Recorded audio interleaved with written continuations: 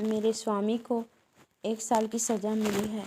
उनका अपराध सिर्फ इतना था कि 3 रोज़ पहले जेठ की तेज़ गर्मी में उन्होंने कई राष्ट्र सेवकों की पानी व शरबत के साथ खातिरदारी की थी।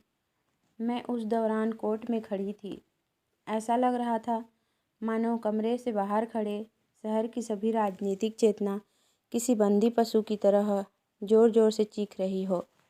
मेरे स्वामी बेड़ियों से बंधे हुए लाए गए। इस दौरान हर तरफ सन्नाटा पसर गया, लेकिन मेरे मन में कोहराम मचा हुआ था। क्रोध का आवेश मन ही मन फूट कर बाहर आना चाह रहा था। मुझे इतना गुमान कभी नहीं महसूस हुआ था। सामने कुर्सी पर बैठा अंग्रेज जज व उसके बगल में खड़े लाल रंग की पगड़ी बांधे पुलिस अफसर सभी मुझे नीच दिख रहे थे। बस यही मन कर रहा था कि तुरंत दौड़कर अपने स्वामी के पैरों में गिर जाऊं और वहीं प्राण त्याग दूं। कभी शांत, कभी चंचल, तो कभी आत्मसम्मान से भरी मूर्ति सी दिख रही थी मैं। मेरे मुख पर किसी तरह का अफसोस या ग्लानि नहीं झलक रही थी। किसी की सेवा को अपराध करार देना व उसके 1 साल की जेल की सज़ा सुनाना गजब की न्याय व्यवस्था है। ऐसे में तो मैं 100 बार ये गुनाह करने को तैयार हूँ। मेरे स्वामी जाने लगे और जाते वक्त मेरी ओर देखकर मुस्कुराए और फिर आगे बढ़ गए। कोर्ट से बाहर आकर मैंने 5 रुपए की मिठाई खरीदी और कुछ राष्ट्रीय सेवकों को आमंत्रित कर मिठाई खिलाया। उसी दिन शाम होते ही मैं पहली बार कांग्रेस के जलसे में शामिल होने से खुद को रोक न सकी। यही नहीं, मैंने मंच पर जाकर भाषण भी दिया। अंदर द्वेष इतना भरा था कि सत्याग्रह का प्रण भी ले लिया। उस समय मेरे अंदर इतनी शक्ति कहाँ से आ गई, मुझे खुद भी पता नहीं चला। लेकिन हाँ, सब कुछ न्यौछावर हो जाने के बाद अब किस बात का डर था। भगवान का कठिन से कठिन प्रहार भी अब मेरा क्या ही बिगाड़ सकता था। अगले दिन मैंने पिताजी व ससुर जी के लिए 2 पत्र लिखे। ससुर जी को पेंशन मिलती थी और पिताजी जंगल के महकमे में अच्छे पोस्ट पर आसीन थे। परंतु अफसोस कि सारा दिन बीत जाने के बावजूद कोई जवाब नहीं आया। उसके अगले दिन भी किसी का खत नहीं आया, लेकिन तीसरे रोज़ दोनों लोगों का जवाब आया। ससुर जी ने पत्र में लिखा था कि मुझे लगा था कि वृद्धावस्था में तुम दोनों मेरा सहारा बनोगे, लेकिन अब कोई फ़ायदा नहीं। तुम दोनों ने मेरी आस पर पानी फेर दिया। मुझे सरकार से पेंशन मिलती है, लेकिन तुम्हें अपने यहाँ रख कर मैं इस पेंशन को नहीं खोना चाहता। पिताजी के पत्र में भी कुछ ऐसा ही कठोर जवाब सुनने को मिला। पिताजी को इसी वर्ष ग्रेड मिलने वाला था, परंतु अगर वो मुझे अपने पास बुलाते तो उन्हें ग्रेड से हाथ धोना पड़ता। ऐसे में वो मेरी मौखिक रूप से मदद करने के लिए तैयार थे। मेरा मन दुखी हुआ और मैंने इन दोनों खत को जला दिया व उसके बाद उन्हें और कोई खत नहीं लिखा। इसे ही कहते हैं स्वार्थ, जिसका प्रभाव इतना प्रबल होता है कि वक्त पर अपनी संतान भी नहीं नजर आती। ससुर व पिता दोनों ने मुंह फेर लिया, लेकिन अभी मेरी आयु ही क्या है, अभी तो मुझे दुनिया देखनी है। इतने में किसी ने बाहर मेरे दरवाजे की कुंडी खटखटाते मुझे आवाज़ दी। मैं सहम गई, मेरे रोंगटे खड़े हो गए। मैं दरवाजे पर कान लगाकर सुनने की कोशिश कर रही थी कि कहीं वो बदमाश तो नहीं। फिर मैंने कठोर आवाज़ में कहा, कौन है, क्या काम है? बाबू ज्ञानचंद की आवाज़ सुनकर मैं थोड़ी शांत हुई। ये मेरे स्वामी के सबसे अच्छे मित्र हैं। उनके साथ पहली बार वो मेरे घर आई। मैंने उन्हें आदर भाव से प्रणाम कर अंदर बुलाया। ये दोनों ऊपर आकर बैठ गए। वह बेहद ही दरिया दिल से मुझे सांत्वना देने लगे।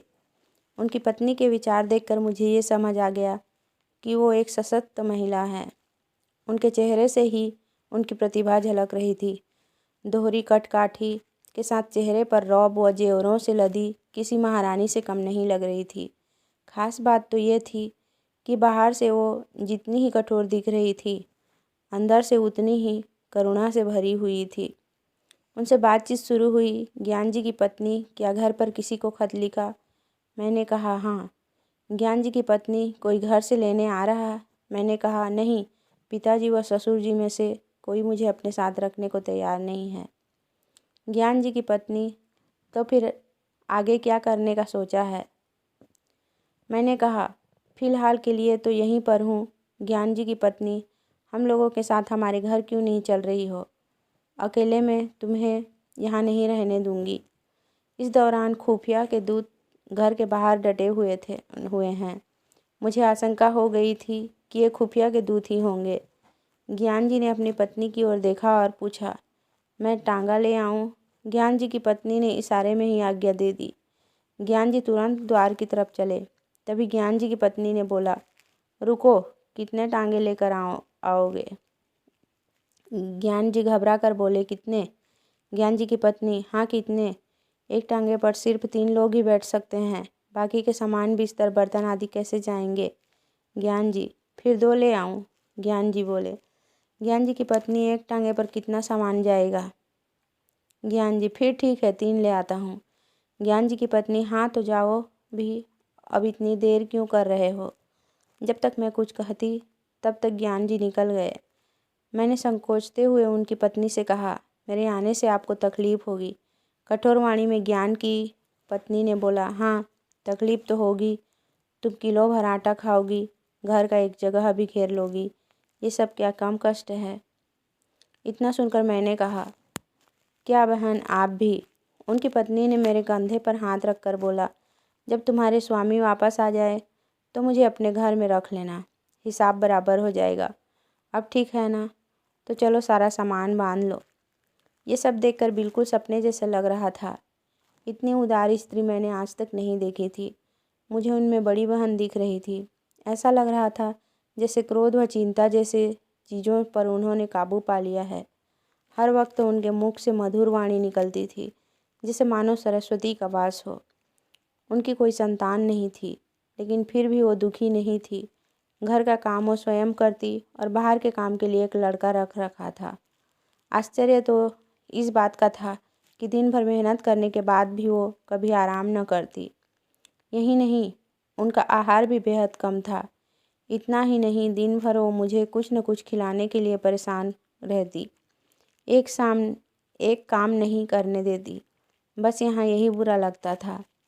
मगर उनके घर कैसे 1 सप्ताह गुजर गया, पता तक नहीं चला।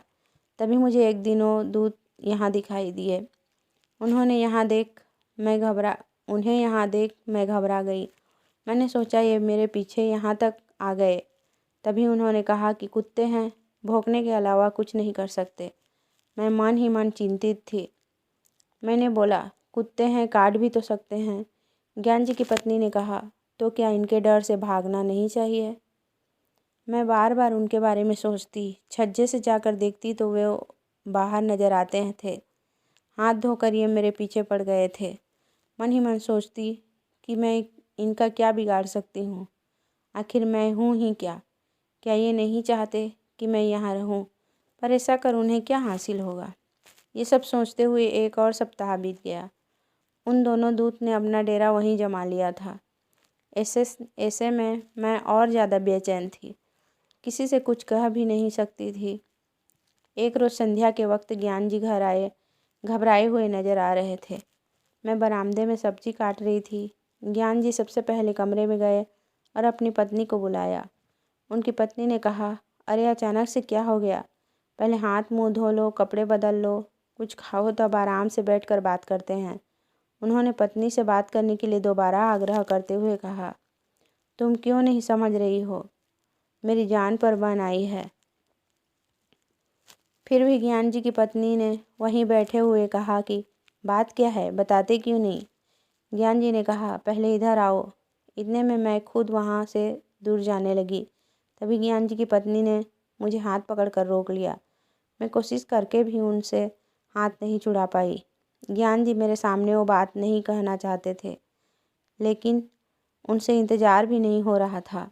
उन्होंने तुरंत कहा, आज मेरे व प्रधानाचार्य के बीच झगड़ा हो गया। पत्नी ने बड़े ही बनावटी शब्दों में कहा, क्या सच में? तब तो तुमने उन्हें खूब पीटा होगा। ज्ञान जी, तुम्हें मजाक सूझ रहा है? यहाँ मेरी नौकरी आफत में है। पत्नी, जब इतना ही डर था तो झगड़े क्यों? ज्ञान जी, मैं नहीं झगड़ा। उसने मुझे बुलाकर खूब सुनाया। पत्नी: बिना मतलब के? ज्ञान जी: अब क्या बताऊं? पत्नी: मैंने कई बार बोला है, ये मेरी बहन है, तुम इसके सामने सब कुछ बोल सकते हो। ज्ञान जी: अच्छा, पर जब बात इनके बारे में हो तो? पत्नी ने कहा: मैं समझ गई, खुफियों से तुम्हारी अनबन हुई होगी और पुलिस ने तुम्हारे स्कूल में शिकायत कर दी होगी। ज्ञान जी सोचते हुए: नहीं, ऐसा नहीं है, लेकिन पुलिस ने हाकिम जिला के यहाँ शिकायत की और उसने प्रधानाचार्य ने मुझसे जवाब मांगा है। पत्नी ने कहा: प्रधानाचार्य ने कहा होगा कि उस महिला को अपने घर से बाहर करो। ज्ञान जी: हाँ, कुछ ऐसा ही समझ लो। पत्नी: फिर तुमने क्या कहा? ज्ञान जी: फिलहाल मैंने कुछ नहीं कहा है, वहाँ कुछ समझ नहीं आ रहा था। पत्नी ने गुस्से में कहा: जब तुम इसका जवाब जानते हो फिर सोचना कैसा? ज्ञान जी सहम कर बोले: मैं ऐसे अचानक कैसे बोल देता? पत्नी गुस्से में बोली: जाओ, अभी जाकर अपने प्रधानाचार्य से कहो कि मैं उसे नहीं निकाल सकता, और अगर ना माने तो नौकरी से इस्तीफा देकर घर आना, अभी तुरंत जाओ। मैं अपने आंसू नहीं रोक पाई। रोते हुए मैंने कहा: बहन, ये सब क्यों? ज्ञान जी की पत्नी ने मुझे डांटा और कहा: तुम बिल्कुल चुप रहो, नहीं तो कान पकड़ लूँगी। तुम के बीच में बोलती हो। हम जब भी रहेंगे तो एक साथ ही रहेंगे, अगर जिएंगे तो साथ, मरेंगे तो भी साथ। पति को सुनाते हुए कहा: इनकी आधी उम्र बीत गई, लेकिन इन्होंने कुछ नहीं सीखा। अब खड़े क्यों हो? तुम्हें बोलने में डर लग रहा है तो मैं जाकर कह दूं? ज्ञान जी ने गुस्सा होकर कहा: कल जाकर बोल दूंगा, इस समय पता नहीं वो होगा भी या नहीं। इधर पूरी रात मैं नहीं सो पाई। पिता व ससुर जी, जिसे दोनों ने ठुकरा दिया हो, उस दासी को इन्होंने इतनी इज्जत दी। ज्ञान जी की पत्नी सच में किसी देवी से कम नहीं है। अगले दिन ज्ञान जी निकल रहे, तभी पत्नी ने कहा: जवाब देकर आना। ज्ञान जी के जाने के बाद मैंने कहा: बहन, तुम ये सही नहीं कर रही हो। मुझे बर्दाश्त नहीं हो रहा है कि मेरी वजह से तुम्हारे परिवार पर परेशानी आए। ज्ञान जी की पत्नी ने हंसते हुए कहा: हो गया या और कुछ बोलना है? ज्ञान जी की पत्नी ने पूछा कि अच्छा, ये बता कि तुम्हारे स्वामी आज जेल की सज़ा क्यों काट रहे हैं? बस इसलिए क्योंकि वो राष्ट्रीय सेवकों की सेवा कर रहे थे। आखिर राष्ट्र की सेवा करने वाले वो लोग कौन हैं? ये हमारे लिए क्यों संघर्ष कर रहे हैं? इनका भी तो परिवार होगा, कारोबार होगा, पर ये सब त्याग कर वो हमारे लिए लड़ रहे हैं। ऐसे लोगों की सेवा कर जेल जाने वाले तुम्हारे पति भी किसी वीर से कम नहीं। ऐसे वीर की पत्नी के दर्शन मात्र से ही आत्मा तृप्त हो जाएगी। फिर मैं नहीं, तू मुझ पर एहसान कर रही है। मैं चुपचाप उनकी बात सुनती रही और कुछ नहीं बोल पाई। संध्या हो गई। ज्ञान जी घर आए तो उनके चेहरे पर अलग सी चमक नजर आ रही थी। पत्नी ने पूछा: हार कर आए या जीत कर? ज्ञान जी ने स्वाभिमान के साथ कहा: जीत कर। जब मैंने नौकरी से इस्तीफा दिया तो उसका दिमाग चकरा गया। तभी उसमें हाकिम जिला के पास जाकर बात की। वापस आकर उसने बोला: आप राजनीतिक जलसों में क्यों नहीं शरीक होते? मैंने बोला: ना भाई, मैं कभी न जाऊं। उसने पूछा: क्या आप कांग्रेस के सदस्य हैं? मैंने बोला: नहीं, और न ही किसी सदस्य से मेरी कोई संबंध है। उसने पूछा: क्या कांग्रेस के फंड में आप दान करते हैं? मैंने बोला: ना भाई, फूटी कौड़ी भी नहीं। उसने कहा: तो ठीक है, मैंने आपका इस्तीफा अस्वीकार कर दिया। पत्नी ने यह सुनते ही ज्ञान जी को गले से लगा लिया।